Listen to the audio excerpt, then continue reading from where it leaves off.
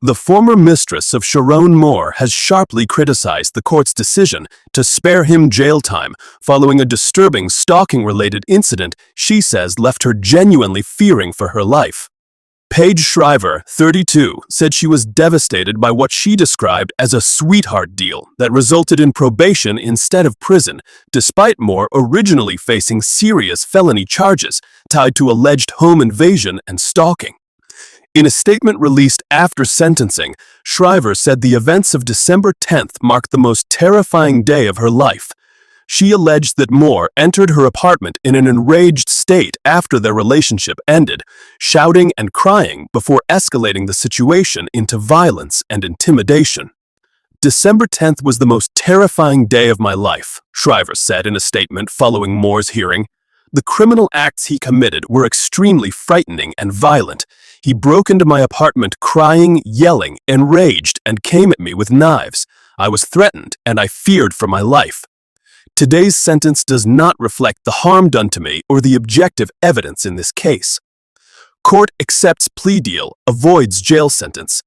The case was heard in Washtenaw County, where Judge Cedric Simpson approved a plea agreement that allowed Moore to avoid prison time. Instead, he was sentenced to 18 months of probation after pleading no contest to misdemeanor charges, including malicious use of a telecommunications device in a domestic context, and 1 count of trespass. Moore had initially faced felony charges of home invasion and stalking, allegations that could have carried a prison sentence of up to 5 years. However, those charges were resolved through a negotiated plea deal, allowing him to avoid a trial. During sentencing, Judge Simpson acknowledged the seriousness of the allegations and the emotional harm described by the complainant. He stressed that the court was not attempting to diminish Shriver's experience, noting that the incident had a significant impact on her well-being. At the same time, the judge imposed strict probation conditions and warned Moore that any violation would result in serious consequences. He also addressed Moore directly, telling him he had no justification for his actions and that the emotional fallout affected both parties, though in profoundly different ways. The judge also referenced Moore's wife, Kelly Moore, who attended the hearing.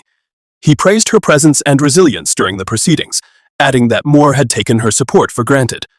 Shriver, however, maintained that the sentence does not align with the harm she suffered. She expressed frustration that the legal resolution does not fully account for the fear, trauma, and psychological impact she continues to deal with following the alleged incident.